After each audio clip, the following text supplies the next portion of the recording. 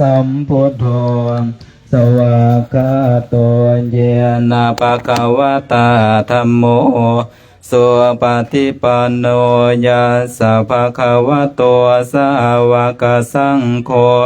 ธัมมยังภะคะวันตังสัทธัมมังสัสสังฆังอิเมหิสักการะหิยะทาระหังอารวปิเตหิอาภิปุสยามะสาธุโนพันเตภะคะวาสุจิราปริเนพุตโตเปปัสสิมาสนตานุกัมปมานาสาอิเมสการะทุขตาปะโตภะคะวะตาธัมโมธัมมังนามัสสามิสุปฏิปันโนภะคะวะโตสาวกสังโฆสังฆังนามามิหันธมยังพุทธัสสะภะคะวะโตปุปภาคณามการังกัมโมตัสสะภะคะวะโตอะระหะโตสัมมาสัมพุทธัสสะหันธรรมยังพุทธานุสติธัมมานุสติสังฆานุสตินายังกโรมาเสยติปิโสภะคะวะอะระหังสัมมาสัมพุทโธอะโตภะคะวะตาธัมโมสันทิติโกอากาลิโกเอโอปัญญิโกปัจจตังเวทิตาโพวินโยหิเตสุปฏิปันโนภะคะวะโตสาวกสังโฆหุนเลยโยทาคิเลยโยอันสเลียการณิโยอนุตตรังยักเขตังโลกัสสเตมหากรุณิโกนาโทหิตายาสัพปุเรตวาปารมีสัพพะปัตโตสัมโพธิมุตโตปะโมทติสุนักขลังสุปะภาตังสุโหติตังสุขันโนสุโมโหโตจาสุเยทังพรหมจาริสุปัฏฐาคินังกาย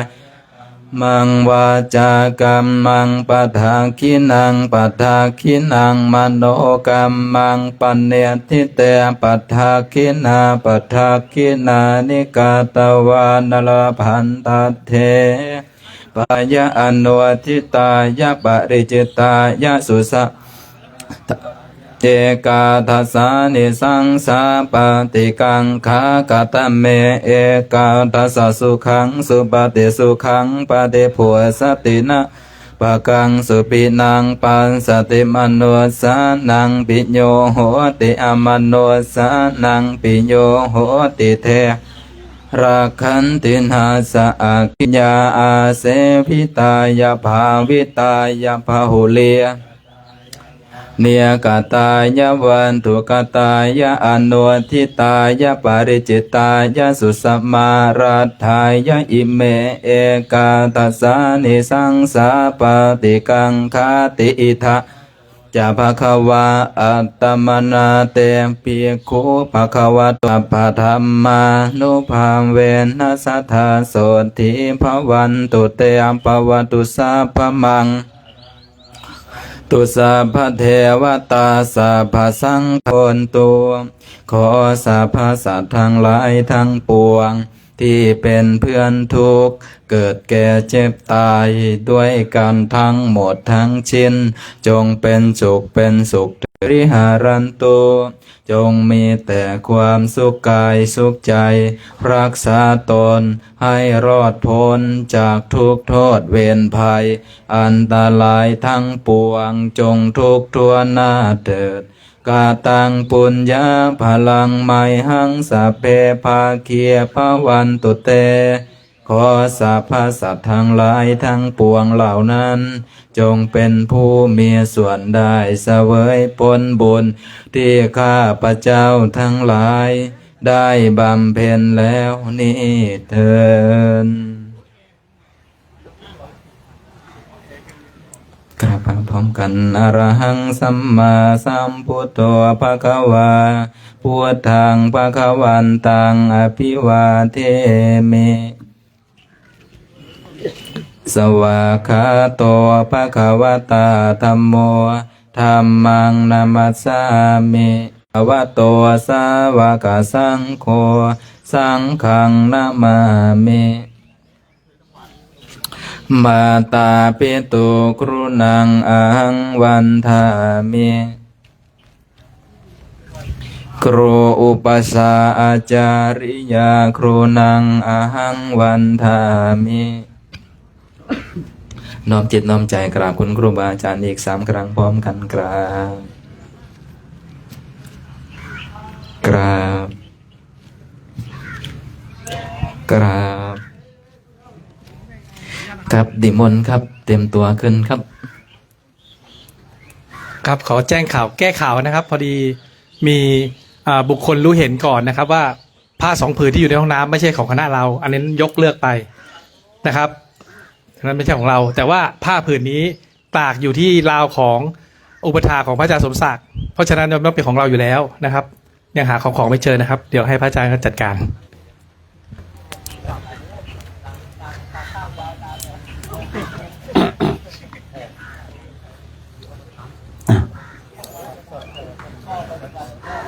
บางอย่างก็บางอย่างเนาะบางอย่างก็บางอย่างบางอย่างก็บางอย่างไม่รู้แต่อย่างใหญ่ดีแล้วตอนนี้นะจะทิ้งหรือจะวางอุเบกขาว่ากันไปพาสปอร์ตเอาให้มันออกง่ายๆนะจะไม่ใช่ง่ายจนทำตกนะยังไงก็พาสปอร์ตนี่ต้องจะส่งคณะนี่มนคุยกับพระสักหน่อยไหมตั้งใจให้ท่านหน่อยบอกเดี๋ยวท่านพระครูใบดีกาที่ปกรณ์เนาะนิมนต์นะครับเดี๋ยวเราจะได้ก่อนออกเดินทางวันนี้เดี๋ยวเราจะได้กราบพระรัตนานิมนต์ท่านใบดีกาที่ปกรณ์เนาะที่บังกะโลนะน่าจะถูกต้องนะได้พูดคุยก่อนที่เราจะได้ออกนาจาริกในวันนี้ซึ่งท่านเองก็เป็นตัวแทนของพระเดชพระคุณท่านเจ้าคุณเนาะได้ให้การต้อนรับเราเป็นอย่างดีนะขออนุญาตกล้องครับให้พระถ่ายรูปอัดวิดีโอก็ได้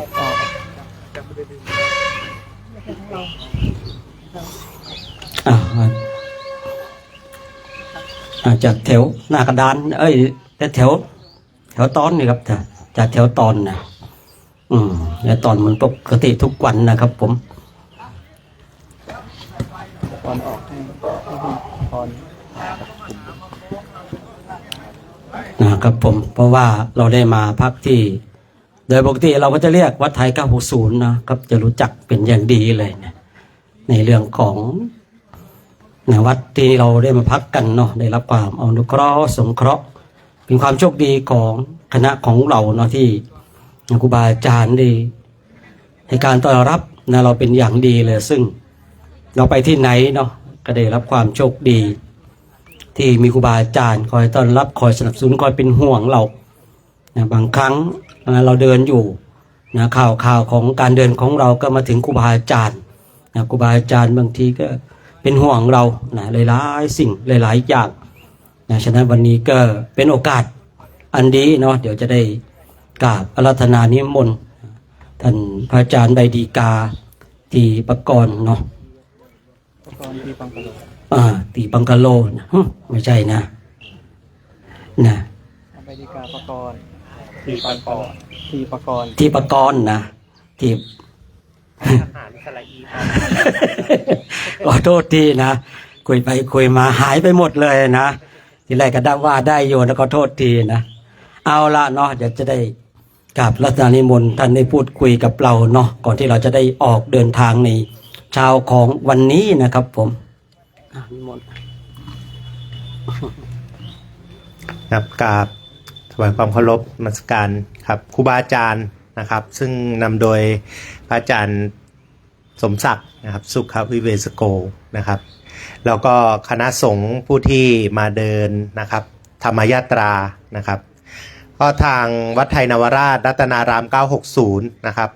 มีความยินดียิ่งที่ทางคณะสงฆ์ได้เดินทางมาพักนะครับทำกิจของสงฆ์นะครับซึ่งก็เป็นบุญของทางวัดไทย960ด้วยแล้วก็ผู้แสวงบุญที่เดินทางเข้ามาเนี่ยก็ได้เห็นได้สัมผัสนะครับกับคณะสงฆ์นะครับก็เป็นเนื้อนาบุญนะคณะสงฆ์ของเราอย่างเงี้ยพระสงฆ์เราเป็นเนื้อนาบุญญาติโยมเห็นก็มีความศรัทธาก็อนุโมทนานะครับแล้วก็การเดินทางของคณะนะครับครูบาอาจารย์ก็จะเดินทางต่อไปยังลุมพินีนะครับในการเดินทางนี้เลิกงามยามดีนะครับตอนนี้ก็จะได้เตรียมความพร้อมเดินทางแล้วครับผมในนามเจ้าวาดวัดไทยนวราชรัตนารามนะครับของทางพระโพธิวิเทศวัชรธาดาเจ้าคุณรังสิตนะครับเจ้าวาดวัดไทยนวราชรัตนารามนะครับก็ขออำนวยอวยพรนะครับให้คณะสงฆ์ทุกๆรูปนะครับญาติโยมทุกท่านนะผู้ที่จะได้เตรียมเดินทางธรรมยาตรานะครับเดินทางจาริกแสวงบุญต่อไปยังลุมพินีก็ขอให้เดินทางด้วยความราบรื่นนะครับสุขภาพแข็งแรงนะครับแล้วก็ได้ตั้งจิตตั้งใจให้มั่นและประสบความสำเร็จสมความปรารถนาทุกท่านทุกคนครับผมขอบอวยพรครับกราบนมัสการครับแล้วก็ถวายกำลังใจทุกรูปนะครับสาธุครับนิมนต์ถ่ายรูปไปหันมาจากภาคนี้ไหมจับกล้องหน่อยกล้องของท่านอะกล้องจับกล้องไลน์เนี่ยหันอาจารย์หันหน้าไปตรงนู้นดีกว่าดูกล้องเราถ่ายรูปหน่อยทีละลึกนะน้าไม่ชีมาหน้านี่มาไม่ชีมาตะเพ่งธงอะไรนักหนานี่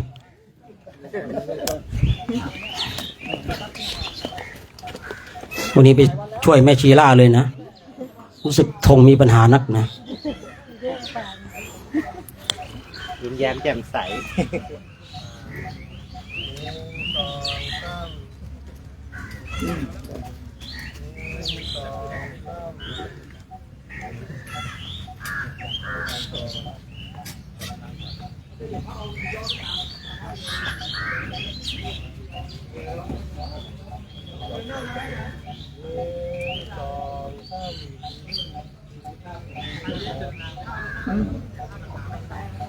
สา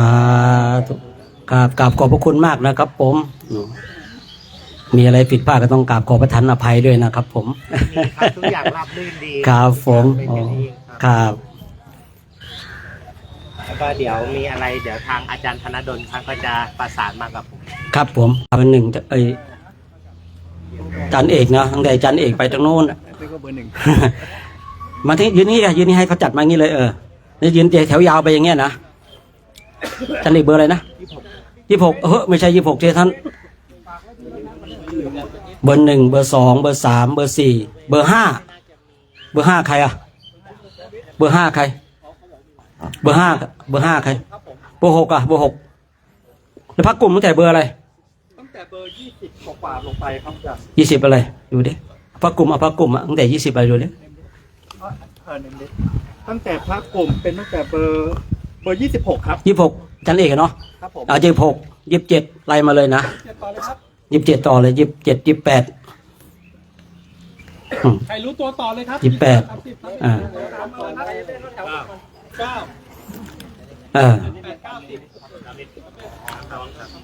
33เดี๋ยวไปเลย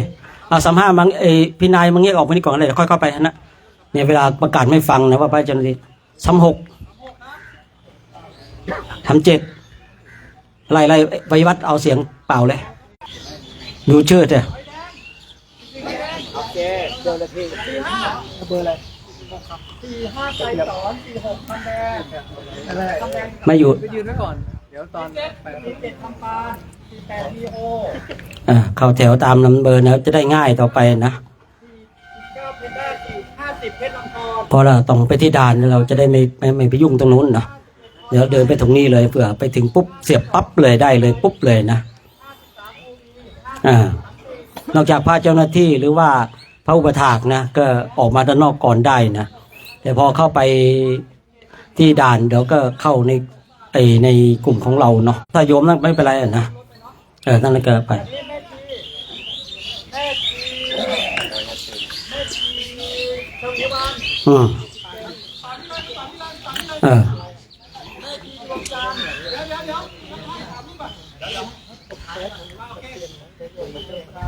แล้วก็ไม่เตรียมบอลรัดแล้วก็ไม่ติดแก้วครบเคลียร์นะ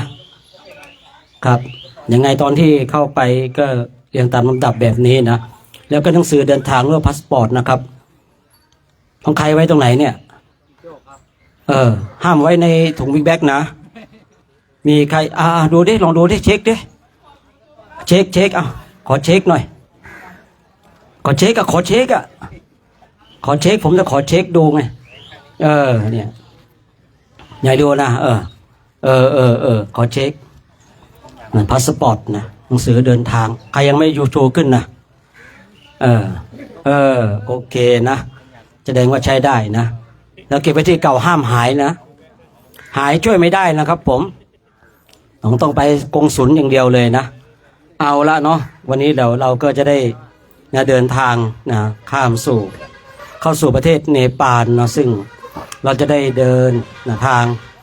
เพื่อที่จะเข้าไปอีก1 สังเวย์นะตอนนี้เราไปได้2 สังเวย์แล้วเนาะเราเริ่มเดินจากพุทธคยาจนมาถึงที่นี่ก็ไม่ธรรมดาเราก็มีความภาคเพียรฉะนั้นวันนี้ก็คงไม่พูดคุยอะไรมากก็ขออำนวยอวยใจท่านทั้งหลายจงข้ามด่านโดยสุขภาพทุกคนทุกท่านด้วยเถิดสาธุไอ้ดีมาหน้ากันเลยไอ้ดีเฮ้ยไอ้ดีเดี๋ยวอย่าเรียกไม่ยินตะเพงกำลังหาอยู่นะมัวมือกันในพวกนี้นะกำลังป้ายครับผมป้ายครับ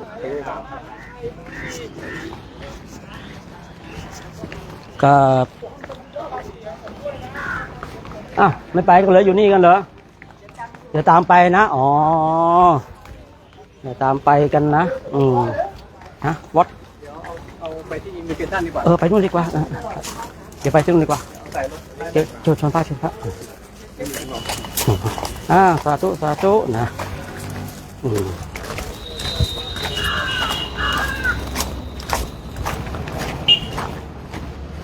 อาจารย์ครับขอเสียงพูดนะครับวันนี้เราจะเดินทางไปครับวันนี้เราก็กำลังเดินทางเข้าสู่ลุมพินีวันนะแต่ตอนนี้เราก็จะต้องไปทำเรื่องราวเกี่ยวกับเอกสารให้เรียบร้อยเพราะว่าการเข้าประเทศเราก็ว่ากันไปตามระบบของเขา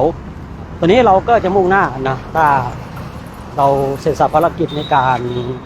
ข้ามด่านเรียบร้อยวันนี้เราก็คงเกือบจะถึงลุมพินีวันนะซึ่งเป็นสถานที่ที่ประสูตินะบุรุษเอกของโลกคือเจ้าชายสิทธัตถะฉะนั้นให้ญาติโยมร่วมอนุโมทนาบุญกันเด้อ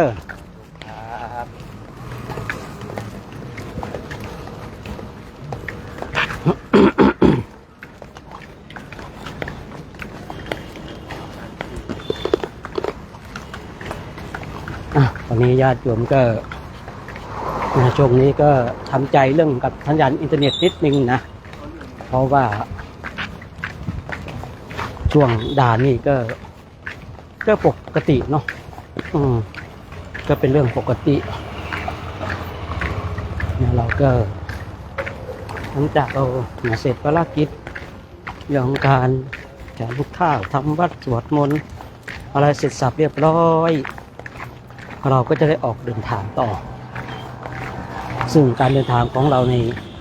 วันนี้ก็จะมุ่งไปสู่ที่ด่าน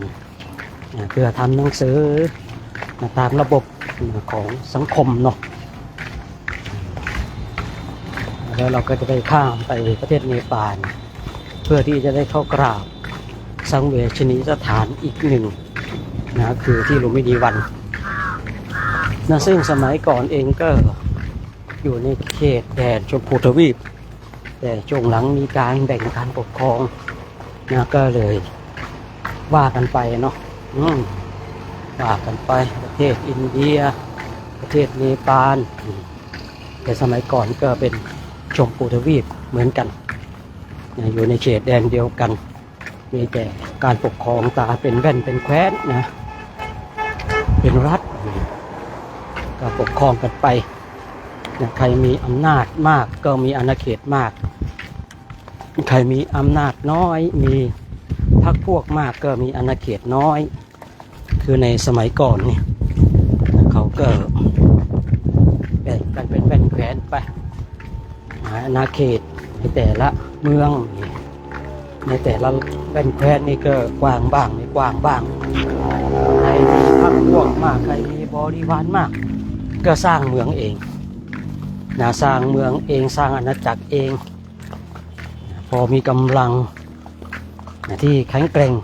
บางคนก็ไปหายึดเอาเมืองอื่นบางทีบางเมือง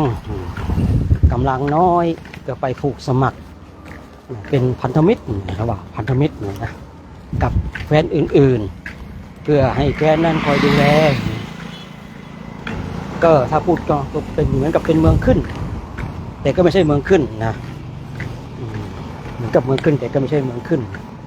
คือสมัยก่อนเป็นเช่นนั้นนะเช่นนั้นพอในช่วงหลังเขาก็แบ่งเป็นประเทศไปถามว่าสมัยก่อนเนี่ยที่เราศึกษาดูแล้วก็เห็นบางทีเนี่ยแว่นแคว้นทั้งหลายก็ติดกันบางทีอาณาเขตก็กว้างบางแว่นแคว้นอาณาเขตก็ไม่กว้างเท่าไรก็กว้างอย่างที่ได้กล่าวไว้ว่าบางทีเนี่ยเขามีพวกมากมีบริวารมากอยากจะสร้างเมืองของตนเอง